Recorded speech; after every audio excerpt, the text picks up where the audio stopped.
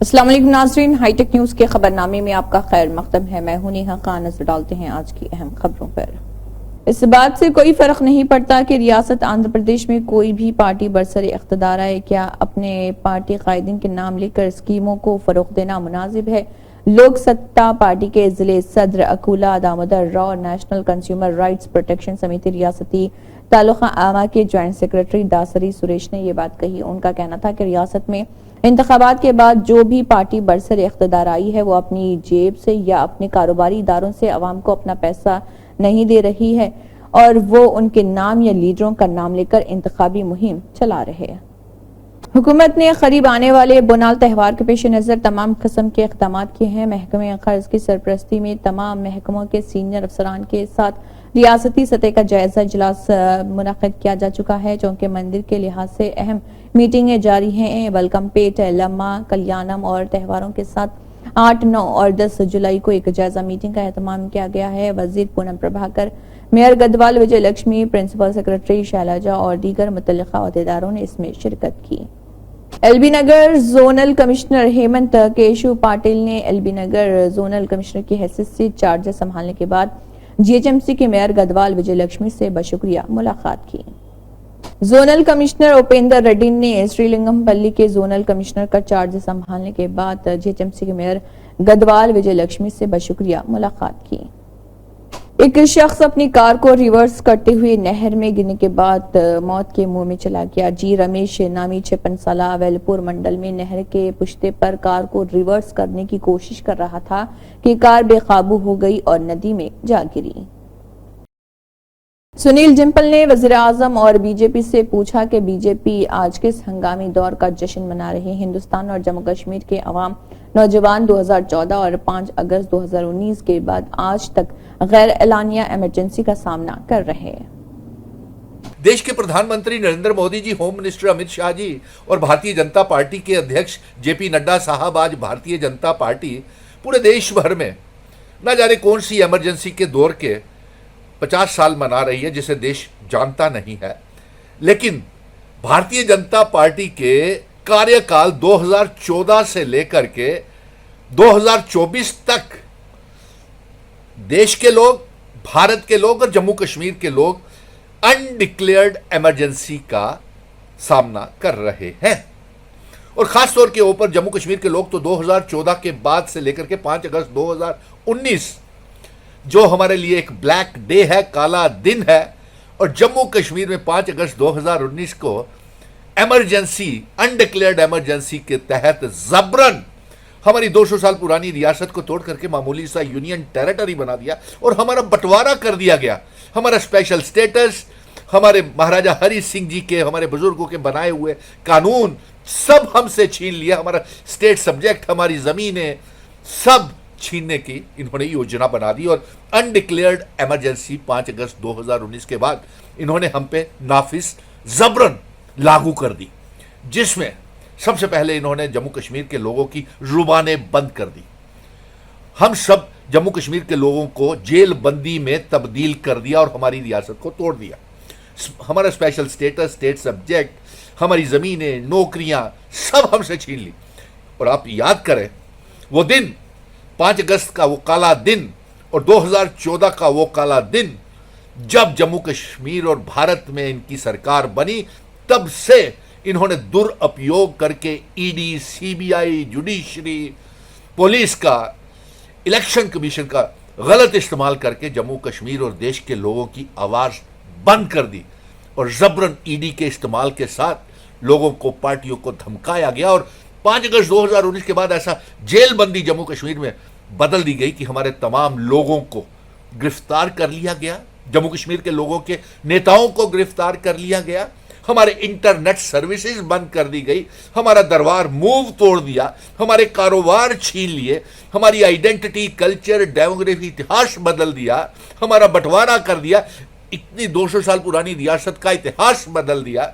और उसके बाद हर रोज जब भी सुनील डिम्पल ये आवाजें उठाता था, मिशन स्टेटहुड ये आवाजें उठाता था कि हमारी रियासत, हमारा स्पेशल स्टेटस, हमारा स्टेट सब्जेक्ट, हमारे महाराजा जी के बनाए हुए कानून, हमारे बुजुर्गों की पगड़ियां आप ठोकर मार रहे हैं, तो हम भूख हड़तालें और करते थे और धरने प्रदर्शन करते थे और ये जबरन हमें उठा करके जेलों में बंद करते देते थे। इमरजेंसी का इसका हिसाब दीजिए 2014 के बाद और 5 अगस्त 2019 के बाद ये कार्यकाल जम्मू कश्मीर के नौजवानों के लिए, लोगों के लिए सबसे इमरजेंसी का पीरियड है और चल रहा है, अभी भी ये रुके नहीं है। आज भी आप देखिए कि इनके नेता लोग जो आज 50 साल किसी ना जाने कौन सी इमरजेंसी के पूरे जिसे देश जानता नहीं है, हमने देखा नहीं है, लेकिन जो देख रहे हैं जम्मू कश्मीर में इमरजेंसी लगी हुई और जो पत्रकारों तक को बोलने की इजाजत नहीं, लोगों को बोलने की इजाजत नहीं, हमारी जमीनें, हमारी नौकरियां, हमारे ऊपर बुलडोजर चला दिया, हमारा स्टेट सब्जेक्ट को बदल दिया और ना जाने पावर प्रोजेक्ट जम्मू कश्मीर को ग्रैंड सेल और बेच दिया गया। ये इमरजेंसी है, इसका हिसाब दीजिए। और सबसे बड़ी जो धोखा जम्मू कश्मीर के लोगों को दिया, इनकी जो व्यापारिक संगठन है, जो ट्रांसपोर्टर संगठन है या इनके वकालत के संगठन हैं जो भारतीय जनता पार्टी से जुड़े हुए हैं, जो व्यापारिक संगठन, दरबार मूव रोका, उसका स्वागत कर लिया, रियासत रोड़ी, उसका स्वागत कर लिया, 370 छीना, उसका स्वागत कर लिया, स्टेट सब्जेक्ट छीना, उसका स्वागत कर लिया और ढोल मिठाइयां और लड्डू बांट करके इन्होंने अपने जम्मू कश्मीर रियासत को तोड़ा और आज तक वो इमरजेंसी का हिसाब देना पड़ेगा भारतीय जनता पार्टी को।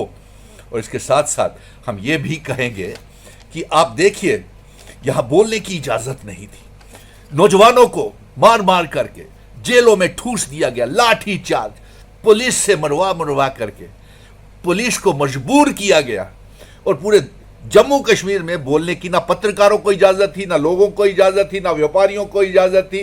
डर का माहौल, दहशत का माहौल जम्मू कश्मीर में एक अनडिक्लेयर्ड इमरजेंसी लगा करके इन्होंने खड़ा कर दिया है। अब देखिए, आज भी नौजवानों को बोलने नहीं दिया जा रहा। 144 लगा करके पूरे जम्मू कश्मीर की हमसे जमीनें छीनी गई, हमारे ऊपर बुलडोजर चलाए गए, हमारे इतिहास को बदला गया, हमारा स्टेट सब्जेक्ट छीन लिया, हमारा पुश्तैनी पहचान पत्र को कागज का टुकड़ा बन के इन्होंने फाड़ दिया। ये इमरजेंसी नहीं तो और क्या है, सब बेच दिया। नौजवान अपनी नौकरियों के बारे में 30 लाख बेरोजगार नौजवान हो गया इनकी अनडिक्लेयर्ड इमरजेंसी 5 अगस्त 2019 के बाद। जितने भी वादे 2014 के बाद देश के लोगों के साथ किए थे भारतीय जनता पार्टी और देश के प्रधानमंत्री जी ने, उसको दबाया गया, रियासतों की सरकारों को तोड़ा गया, खरीद फरोख्त की गई, पार्टियों को तोड़ा गया, हमें जेलों में बंद किया गया, जम्मू कश्मीर की आवाम, पत्रकारों को जेलों में बंद किया गया, उनको बोलने की इजाजत नहीं थी, सच को बोलने की इजाजत नहीं थी। और आज भी मेरे पत्रकार मित्रों को ये डर है, वो सच नहीं बोलने देते, लेकिन आज हालात बदल दिए हैं हमने पूरे देश में और जम्मू कश्मीर में डरने की कोई जरूरत नहीं है। आज संविधान की हमने बचाया है, ये तो अरे आप 50 साल मना रहे हो, 75 सालों का हिसाब दीजिए कि देश की आजादी में भारतीय जनता पार्टी का क्या योगदान है। जब पूरे मुल्क के लोग, हिंदू, मुस्लिम, सिख, ईसाई, गुज्जर, बकरवाल, चिनाब वैली, पीर पंजाल, पहाड़ी, तमाम मजहबों के लोग आजादी की जंग लड़ रहे थे, तो भारतीय जनता पार्टी का क्या हिसाब है वो भी तो बता दें। जो आज ये सेलिब्रेशन कर रहे हैं इमरजेंसी के, ना जाने कौन से काल की सेलिब्रेशन कर रहे हैं, हमें तो ये देखा नहीं हुआ। तो इसलिए आज हम ये साफ बोल देते हैं कि देखिए नौजवानों को कितना, नोटबंदी, जीएसटी लगाए गए, ना जाने किस किस तरीके से हमें लूटा गया, उसका हिसाब और उस इमरजेंसी का जवाब दिया। वजीर आला रेवंत रेड्डी ने रिहाइश और शहरी उमूर के मरकजी वजीर मनोहर लाल खट्टर से उनकी रिहाइश गाह पर मुलाकात की और लोधी स्ट्रीट के बिरला रोड नई दिल्ली में उनसे मुलाकात करते हुए कई अहम उमूर पर तबादला ख्याल किया।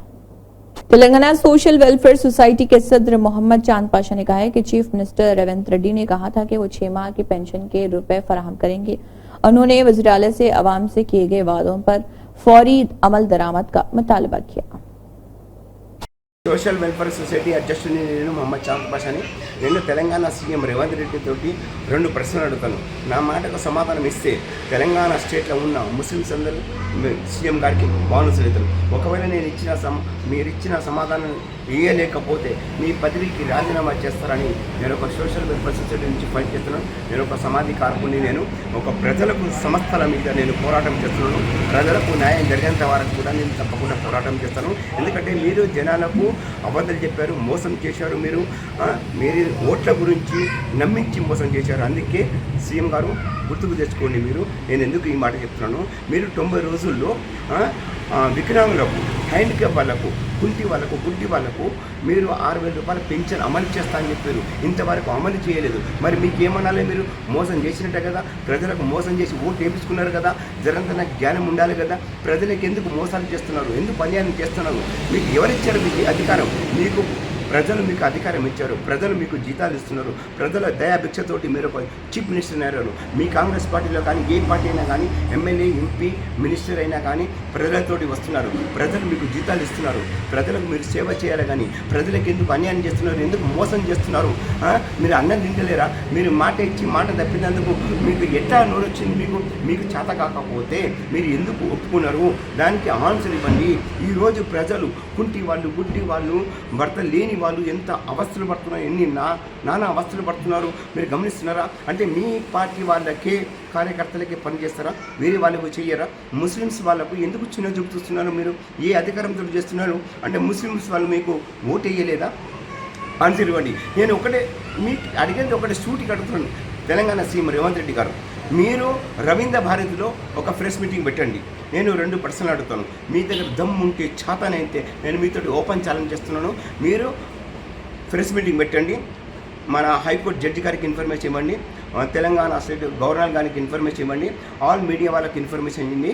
నేను మీతో 2 ప్రశ్నలు అడుగుతాను. నేను అడిగింది సమాధానం ఇస్తే మీరు కరెక్ట్ అయిన సీఎం గారు, లేకపోతే మీ పదవికి రాజీనామా చేసి 1 సంవత్సరం మీ సీఎం పదవి నాకు ఒప్పచెప్పండి. ఈ తెలంగాణ రాష్ట్రాన్ని మార్చేస్తారని మహమ్మద్ చాంద్ పాషా మీతోటి ఓపెన్ ఛాలెంజ్ చేస్తున్నాడు. ఎందుకంటే మీరు మాట ఇచ్చారు కదా, 90 రోజుల్లో మీరు వికలాంగులకు 6,000 రూపాయలు పింఛన్ ఇస్తున్నారు. ఇది 7వ నెల జరుగుతుంది. మీకు తెలియదా? మీరు అన్నం తింటలేరా? మీరు భర్త లేని వాళ్ళకు, ఒంటరి మహిళలకు 4,000 పింఛన్ ఇస్తున్నారు. ఎవరికి ఇచ్చారు? మీరు ఏ జిల్లాలు ఇచ్చారు, ఏ మండలు ఇచ్చారు? ఒక్కసారి లెక్క చూపించండి. మీరు 90 రోజుల్లో ఇందిరమ్మ ఇండ్లు ఇస్తున్నారు. ఇందిరమ్మ ఇండ్లు ఎంతమందికి ఇచ్చారు? మీరు 90 రోజుల్లో మాట ఇచ్చి మాట తప్పారు కదా. అందుకే మోసగాళ్ళు అంటారు. చూడండి, ఎందుకు ఈ చెడ్డ పేరు రావాలంటే, మీరు ఈ 7వ నెల లోపట్లో మీరు వికలాంగులకు 6,000 రూపాయలు పింఛన్ అమలు చేయండి. భర్త లేని వాళ్ళకు, మహిళలకు 4,000 రూపాయలు ఈ నెలలో అమలు చేస్తేనే మీకు బాగుంటుంది. ఇదే మీరు ఈ నెలలో 7వ నెలలో ఇందిరమ్మ ఇల్లు ఇస్తా అని చెప్పారు. చాలా మంది ఉన్నారండి, పాపం కిరాయిలు కట్టలేకపోతున్నారు, నానా అవస్థలు పడుతున్నారు. వాళ్ళ గురించి అసలు వాళ్ళని పట్టించుకుంటున్నారా?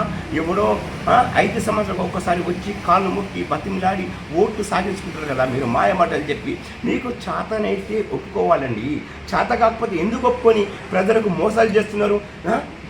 మీకు ప్రజలు జీతాలు ఇస్తున్నారు కదా మన సీఎం రేవంత్ రెడ్డి గారు, మరి ప్రజలకు ఎందుకు వాగ్దానం చేస్తున్నారు? ఎందుకు మోసాలు చేస్తున్నారు? మీరు ఇప్పటికైనా మీ దగ్గర మానవత్వం ఉంటే, మీరు కరెక్ట్ అయిన సీఎం అయితే, మీరు ఈ 7వ నెలలో మీరు వికలాంగులకు మీరు మాట ఇచ్చినందుకు మాట నిలబెట్టుకోవాలంటే 6,000 రూపాయల పెన్షన్ అమలు చేయండి. భర్త లేని వాళ్ళకు 4,000 రూపాయలు పెన్షన్ ఇస్తున్నారు, అది అమలు చేయండి. 90 రోజుల్లో మీరు ఇందిరమ్మ ఇండ్లు ఇస్తారని ప్రజలకు మోసం చేసిన సీఎం రేవంత్ రెడ్డి గారు, దీనికి ఆన్సర్ ఇవ్వండి. మా ముస్లిమ్స్ వాళ్ళకు ఎందుకు చిన్న చూపుతున్నారు? దానికి కారణం ఏంది? ముస్లిమ్స్ వాళ్ళు లేకపోతే మీరు ఉండరు. మా దయాభిక్షతోటి మీరు ఒక సీఎం, చీఫ్ మినిస్టర్ అయ్యారు. डीसीपी क्राइम्स के नरसिम्हा की निगरानी में आईटी सेल और सोशल टीम ने central equipment identity register portal का इस्तेमाल करते हुए 60 मोबाइल आलात को कामयाबी से बरामद किया है। बरामदशुदा मोबाइल फोन साइबराबाद कमिश्नर में डीसीपी क्राइम्स के नरसिम्हा के जरिए मेन कॉन्फ्रेंस हॉल में उनके मुतल्लिका मालिकान के हवाले किए गए। डीसीपी क्राइम्स ने कहा है कि CEIR पोर्टल को महकमे टेलीकम्युनिकेशन ने मोबाइल चोरी और जाली मोबाइल आलात की लानत को रोकने के लिए तैयार किया है।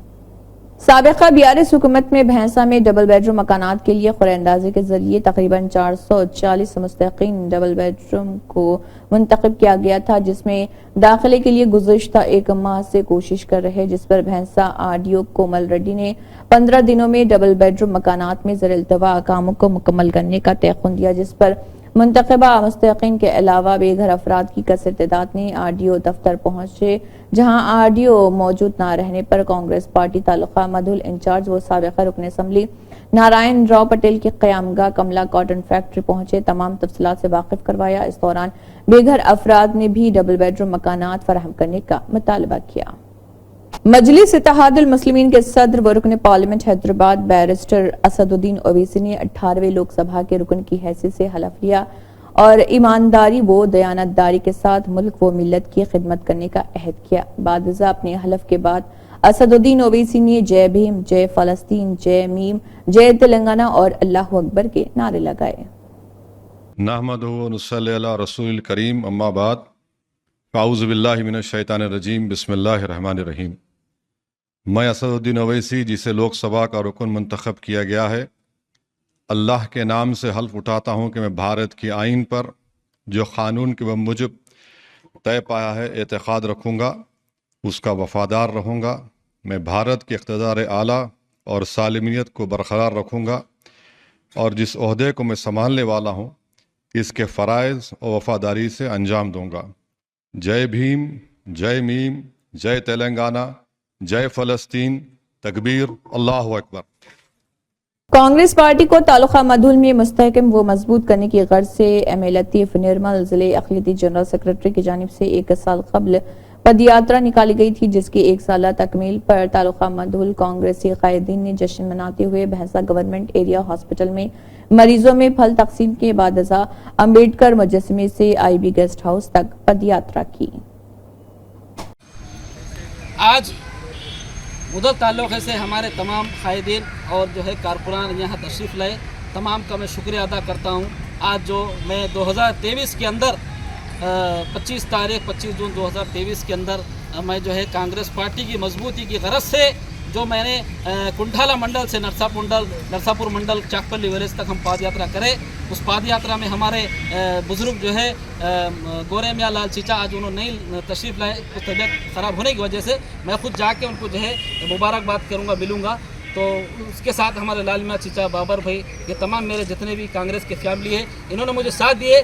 कई जो है हमारे मौला भाई, अहमद भाई, ये पूरे बारी मोइस है, तमाम मैं नाम नहीं ले सकता हूँ, ये पूरे हमारे कांग्रेस की फैमिली हम तुम्हारे साथ है बोल के उन्होंने जैसे बोले।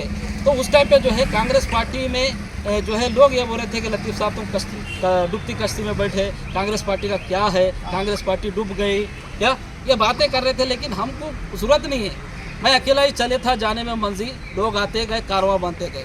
तो वो रेल हम चलाए, थोड़े लोग बासर पे बैठ रहे, थोड़े लोग निर्मल पे बैठ रहे, बैठ के बोल रहे हम स्ट्रिंग पे बैठते, मगर ये नहीं मालूम स्ट्रिंग का ड्राइवर नारायण राव पटेल है और गाड़ी को दिशा किधर जाना MA लतीफ़ है।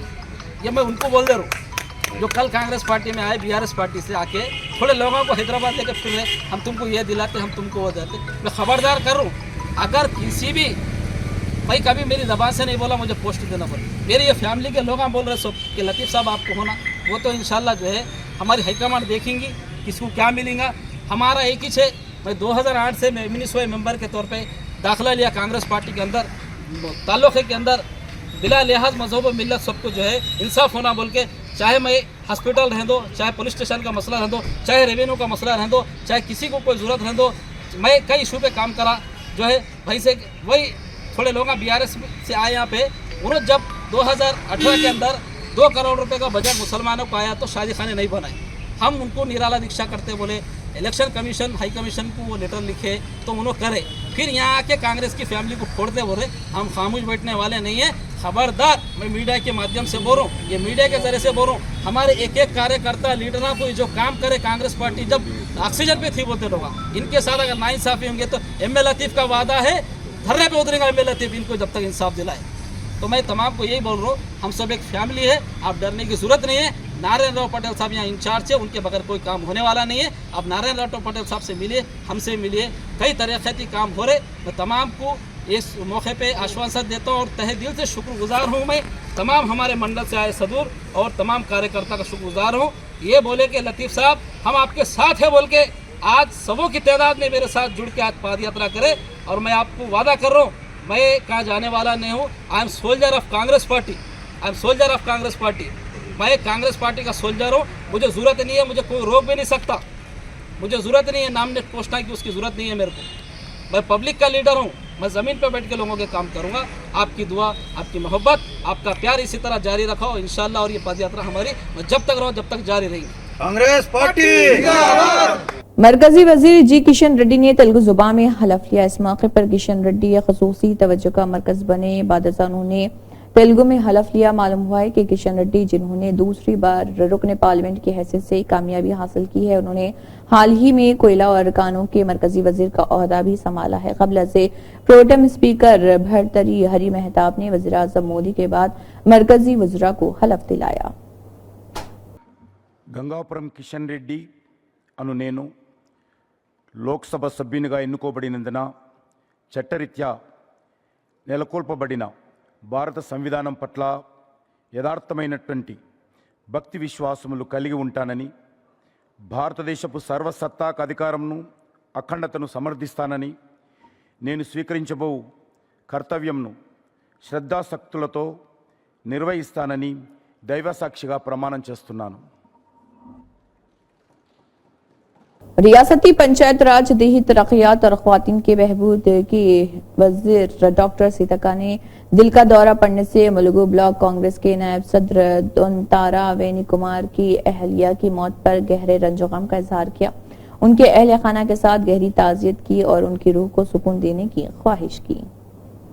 साबिक वजीर MLA Jagdish Reddy, MLA Pulla Rajeshwar Reddy, MLC Tata Madhu की तेलंगाना भवन में एक प्रेस मीट मुनक्किद हुई। इस दौरान साबिक वजीर एमएलए जगदीश रेड्डी ने कहा है कि हमारी पार्टी के एमएलए पोचाराम श्रीनिवास रेड्डी और M Sanjay Kumar BRS B form जीतने के बाद कांग्रेस में शामिल हो गए हैं, उनकी रुकनीत मनसूख की जाए। उन्होंने कहा कि हमने स्पीकर से उनके खिलाफ दरख्वास्त दायर करने के लिए वक्त मांगा है। राहुल गांधी ने 18वीं लोकसभा के रुकन की हैसियत से हलफ लिया और कहा, मैं राहुल गांधी अवाम के ऐवान का रुकन मुंतखब होने के बाद इस बात का पुख्ता यकीन करता हूं कि मैं आईन हिंद पर सच्चा ईमान और वफादारी रखूंगा जैसा कि कानून ने कायम किया है, और कहा कि मैं हिंदुस्तान की खुद मुख्तारी और सालिमियत को बरकरार रखूंगा और ये कि मैं जिस फर्ज में दाखिल होने जा रहा हूं उसे वफादारी के साथ अदा करूंगा। That I will bear true faith and allegiance to the Constitution of India as by law established, that I will uphold the sovereignty and integrity of India, and that I will faithfully discharge the duty upon which I am about to enter. Jai Hind, Jai Samvidhan.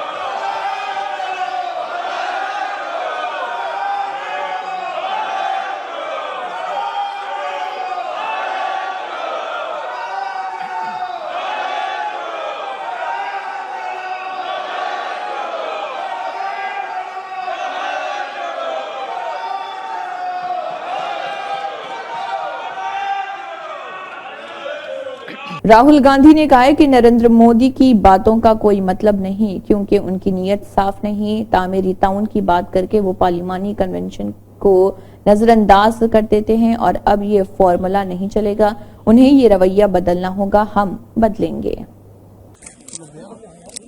Opposition ने clearly कहा है, राजनाथ सिंह जी का खारगे जी को phone आया,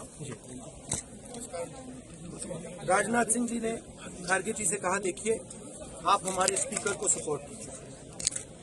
opposition, पूरी opposition ने कहा है, हमने सब के सब से बात की है, पूरे ऑपोजिशन ने कहा है कि हम स्पीकर को सपोर्ट करेंगे, मगर कन्वेंशन ये है कि डेप्यूटी स्पीकर ऑपोजिशन को मिलना चाहिए। राजनाथ सिंह जी ने कल शाम कहा था कि वो खारगे जी को कॉल रिटर्न करेंगे। अभी तक राजनाथ सिंह जी ने खारगे जी का कॉल रिटर्न नहीं किया। तो मोदी जी कह रहे हैं कंस्ट्रक्टिव कोऑपरेशन हो, और फिर हमारे नेता को इंसल्ट करा जाता है। तो नियत साफ नहीं है। नरेंद्र मोदी जी कोई कंस्ट्रक्टिव कोऑपरेशन नहीं चाहते हैं, क्योंकि कन्वेंशन है कि डेप्यूटी स्पीकर ऑपोजिशन का होना चाहिए, और हमने कहा है, पूरे ऑपोजिशन ने कहा है कि अगर कन्वेंशन फॉलो किया जाएगा तो पूरा समर्थन स्पीकर के इलेक्शन में हम देंगे। तो ये मैं आपको क्लैरिफाई करना चाह रहा था। तो अभी क्या स्टेटस है? यूपीए के समय में हमने दिया था। बिल्कुल। तो मेरा कहना है कि नरेंद्र मोदी जी कहते कुछ है और करते कुछ है, यही इनकी फॉर्मूला है, यही इनकी स्ट्रेटजी है और इनको ये बदलना ही पड़ेगा। अभी का क्या